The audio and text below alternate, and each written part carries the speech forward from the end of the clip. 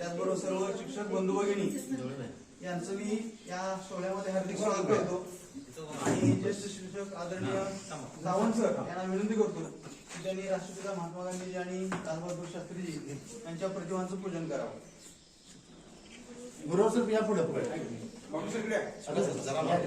राष्ट्रपिता महात्मा गांधीजी आणि भारतभूषण लालबहादूर शास्त्रीजी यांच्या जयंती आपण साजरी करतोय आणि भारतीयाच्या जीवनातील एक भाग्याचा दिवस म्हणून 2 ऑक्टोबरकडे पाहिलं जातं.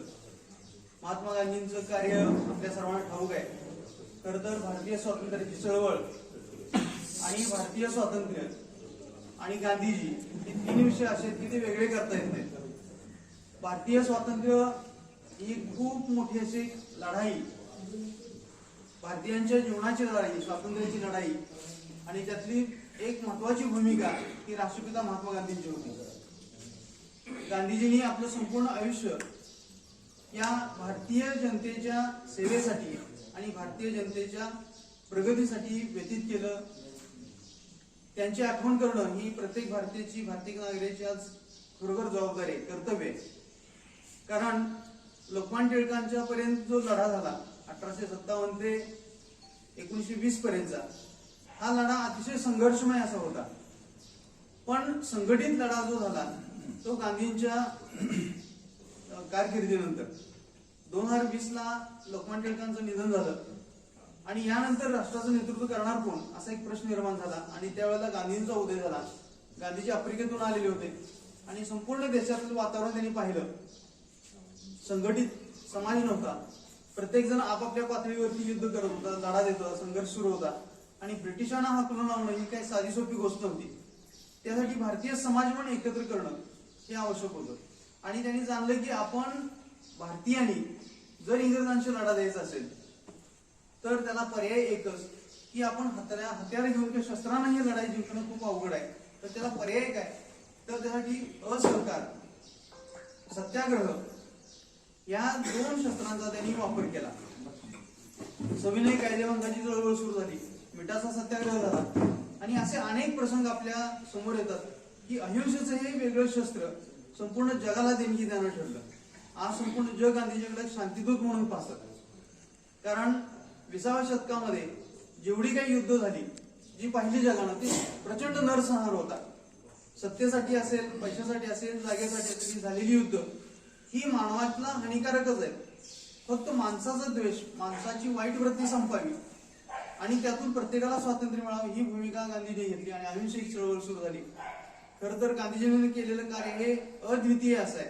अनेक वर्ष जसं संतांनी कार्य केलं मानवतेच्या कल्याणाचं की कोणालाही इजा न पोचवता स्वतःची प्रगती करावी, नेमका तो संदेश गांधीजींनी दिला. ईश्वर जनतो तेने कहिए जो पीड पराई जाने रे, पर दुःखे उपकार करे जो मन अभिमानन आये रे. म्हणजे मनात कुठलाही अभिमान न घेता इतरांची सेवा करावी आणि ही सेवा करत करत स्वतःबरोबर इतरांचाही उद्धार करावा अशी खूप मोठी अहिंसे शिक्षण गांधीजींनी आपल्याला दिलं आणि हीच माहिती किंवा हेच ज्ञान घेऊन आपण पुढे चालतोय, त्यांचा वारसा जपतोय. आज इथं दुसरे जे महनीय असे आहेत लालबहादूर शास्त्री की देशसेवक कसा असावा, पंतप्रधान कसा असावा याचे एक अत्यंत सुंदर उदाहरण म्हणजे लालबहादूर शास्त्री. अत्यंत खडतर परिस्थितीमध्ये जीवन जगत असताना देशभक्ती, या देशभक्तीसाठी संपूर्ण आयुष्य वेचणारे हे व्यक्तिमत्व. मूर्ती लहान पण कीर्ती महान असं त्यांच्याबद्दल म्हटलं जातं. कारण पंडित जवाहरलाल नेहरूंच्या मृत्यूनंतर जसा गांधींच्यावर प्रश्न झाला तसाच प्रश्न देशासमोर होता की देशाचं नेतृत्व करणार कोण. आणि त्यावेळेला सर्वांच्या मनामध्ये एकच विचार आला की त्या काळचे रेल्वे मंत्री असणारे नेहरूंच्या मंत्रिमंडळामध्ये लालबहादूर शास्त्री अत्यंत प्रामाणिक, अत्यंत निरपेक्ष वृत्तीने देशसेवा करणार असं एक छोटं व्यक्तिमत्व.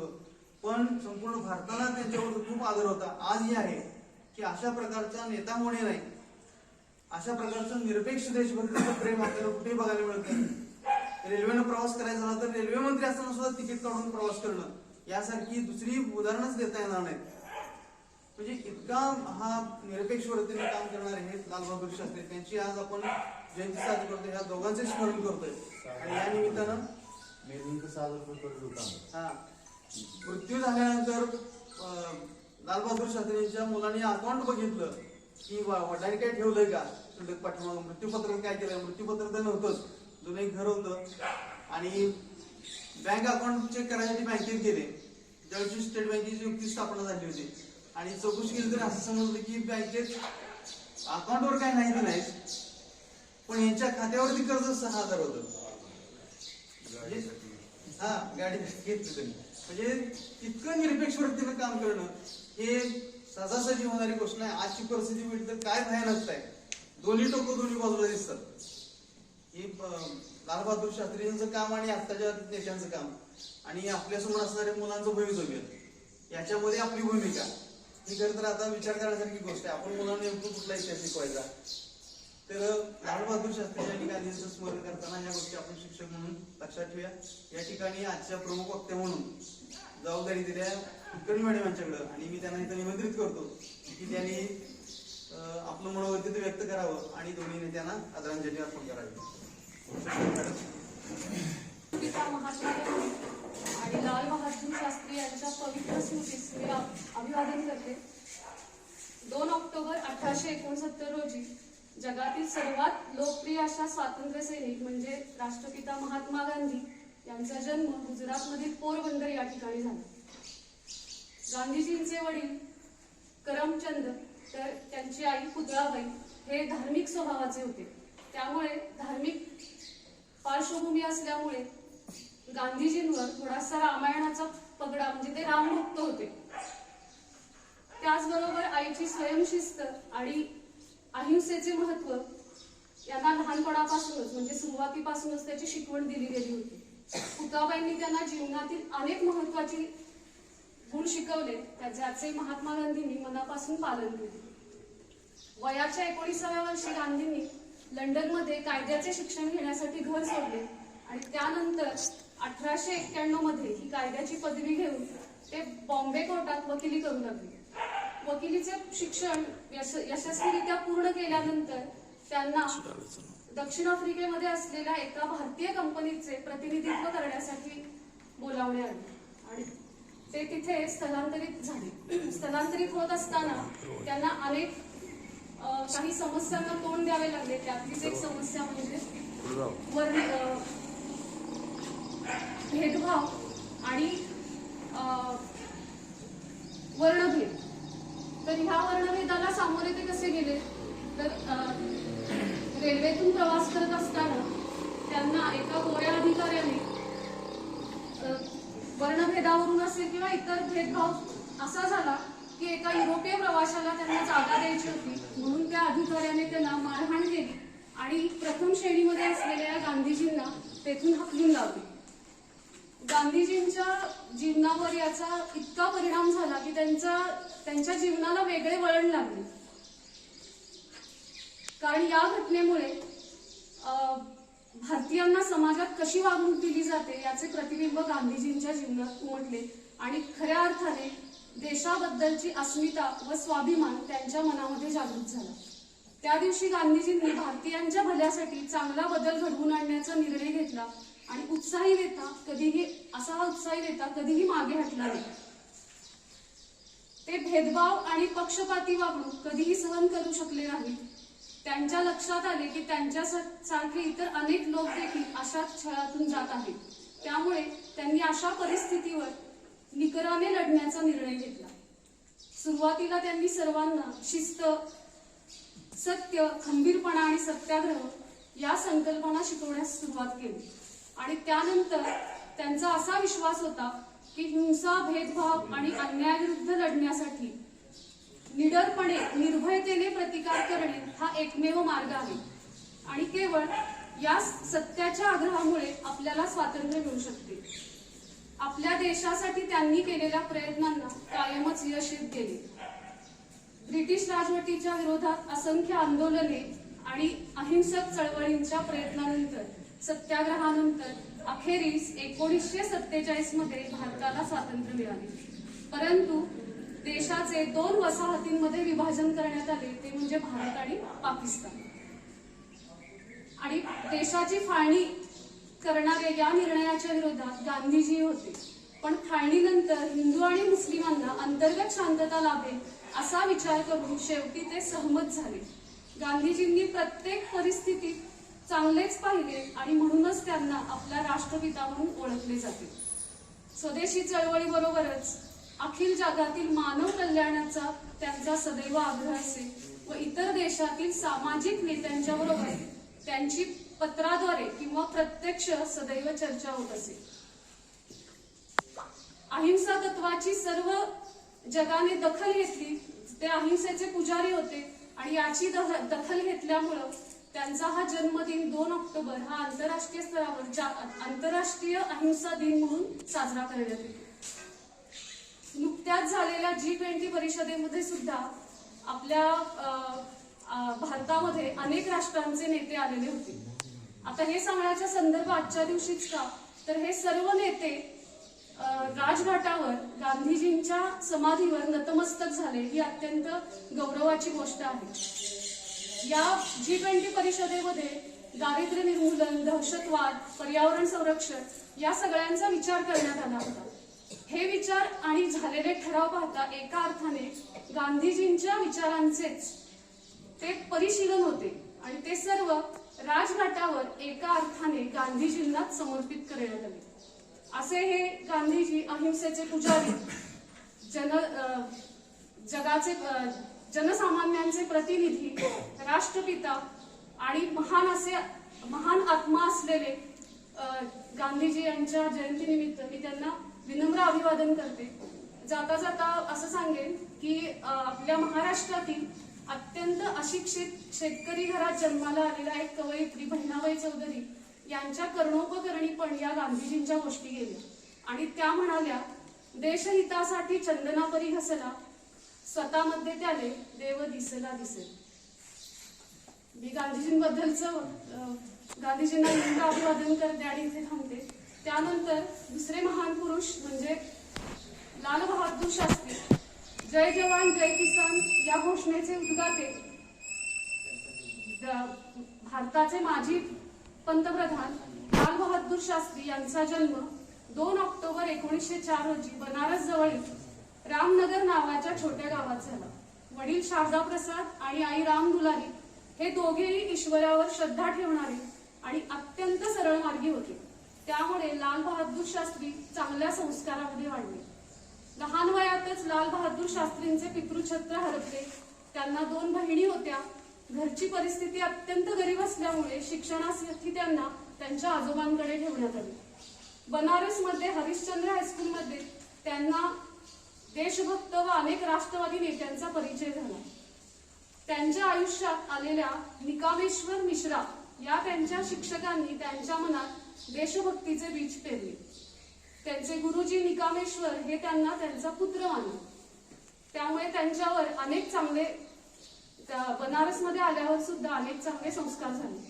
लहानपणापासून लाल बहादूर शास्त्रींची प्रतिमा मृदू स्वभाव व सच्चा इमानदार अशी होती. त्याचप्रमाणे संकटांना धैर्याने व साहसाने सामना करण्याची त्यांच्याकडे सचोटी होती. सत्यापासून ते कधीही ढळले नाही. उत्तरोत्तर काळात त्यांच्यावर टिळक गांधीजी यांचा प्रभाव पडला व ते त्यांच्याबरोबर अनेक आंदोलनांमध्ये सहभागी होऊ लागले आणि त्याचाच परिपाक म्हणजे देशाला स्वातंत्र्य मिळाले. देशसेवेबरोबरच शिक्षण, आर्थिक परिस्थिती यांचा सामना त्यांना करावा लागत असे. अशा परिस्थितीमध्ये सुद्धा त्यांनी काशी विद्यापीठाची 1926 साली शास्त्री ही पदवी संपादन केली. स्वातंत्र्यपूर्व काळात लाल बहादूर शास्त्री स्वातंत्र्यासाठी नेहरू गांधीजींसोबत असहकार चळवळ, चले जाव चळवळ, मिठाचा सत्याग्रह या सर्व चळवळीत सहभागी झाले. त्यामुळे या सर्व चळवळीत त्यांचे मोलाचे योगदान आहे. लाल बहादूर शास्त्री हे स्वतंत्र भारताचे दुसरे पंतप्रधान होते. त्यांना भारतीय इतिहासात महत्त्वपूर्ण स्थान आहे. शास्त्रीजींनी स्वतंत्र भारताच्या सार्थक विकासासाठी केलेल्या प्रयत्नांमुळे भारतीय समाजाला एक सर्वसमावेशक आणि योग्य नेतृत्व दिले. त्यांच्या प्रधानमंत्री पदाच्या कार्यकाळात 1965 मध्ये भारत पाकिस्तान युद्ध झाले आणि त्यांच्या दृढ आणि निर्णायक नेतृत्वाने भारताला या युद्धात विजय मिळाला. सर्व माणसात ईश्वर समान रूपात भरलेला आहे, सर्वांना प्रगती करण्याचा अधिकार आहे, असे लोकांना शास्त्रीजी समजावून सांगत. साधी राहणी व उच्च विचारसरणी असे शास्त्रीजींचे वागणे होते. आपण कसे राहायला हवे, कसे वागायला हवे, कसे जगायला हवे, एक चांगला माणूस म्हणून व जबाबदार व्यक्ती कसे व्हावे, अशा अनेक गोष्टी शास्त्रीजींच्या चरित्रामधून आपल्याला पाहाव्यास मिळतात आणि शिकावयास मिळतात. आज 2 ऑक्टोबर त्यांच्या जयंतीनिमित्त शास्त्रीजींना विनम्र अभिवादन. जय हिंद, जय महाराष्ट्र. 2 ऑक्टोबर गांधी जयंती आणि लालबहादूर शास्त्री यांना विनम्र अभिवादन करते. आणि गांधीजींना आवडणारं अत्यंत सुंदर असं भजन आपण इथं सगळे मिळून गाऊया. मी पुढं म्हणते, तुम्ही सर्वांनी मागं घ्या. ठीक आहे? सर्वांनी कृपया हात जोडावे. रघुपती राघव राजा राम पतित पावन सीताराम. रघुपती राघव राजा राम पतित पावन सीताराम. सीताराम सीताराम सीताराम सीताराम. भज प्यारे तू सीताराम. भज प्यारे तू सीताराम. रघुपती राघव राजा राम पतित पावन सीताराम. रघुपती राघव राजा राम पतित पावन सीताराम. ईश्वर अल्लाह तेरो नाम.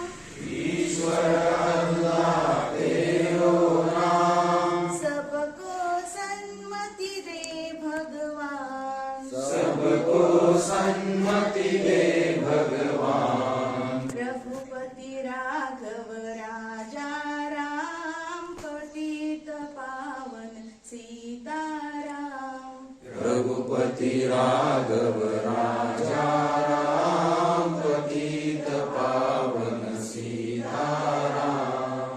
राम कृष्ण है तेरे नाम. राम कृष्ण है तेरे नाम. सबको सन्मति दे भगवान. सबको सन्मति दे भगवान. दीन दयालु राजा राम. दीन दयालु राजा राम. पतित पावन सीताराम. पतित पावन सीताराम. रघुपति राघव राजा राम पतित पावन सीताराम. रघुपति राघव राजा राम पतित पावन सीताराम. जय रघुनंदन जय सिया राम. जय रघुनंदन जय सिया राम. जानकी वल्लभ राधे श्याम. जानकी वल्लभ राधे श्याम. जय यदुनंदन जय घनश्याम. जय रघुनंदन जय घनश्याम. रुक्मिणी वल्लभ राधे श्याम. रुक्मिणी वल्लभ राधे श्याम. रघुपति राघव राजा राम पतित पावन सीताराम. रघुपति राघव राजा राम पतित पावन सीताराम. सीताराम सीताराम सीताराम सीताराम. भज प्यारे तू सीताराम. भज प्यारे तू सीताराम. रघुपति राघव राजा राम पतित पावन सीताराम. रघुपति राघव राजा राम पतित पावन सीताराम. पतित पावन सीताराम. पतित पावन सीताराम. पतित पावन सीताराम. पतित पावन सीताराम. धन्यवाद. छान छान. दे दी हमें आजादी बिना खड्ग बिना ढाल, साबरमती के संत तूने कर दिया कमाल. दे दी हमें आजादी बिना खड्ग बिना ढाल, साबरमती के संत तूने कर दिया कमाल. आंधी में भी जलती रही बापू तेरी मशाल, साबरमती के संत तूने कर दिया कमाल. रघुपति राघव राजा राम, रघुपति राघव राजा राम. धरती पे लड़ी तूने अजब ढंग की लड़ाई, दागी न कहीं तोप न बंदूक चलाई, दुश्मन के किले पर भी न की तूने चढ़ाई.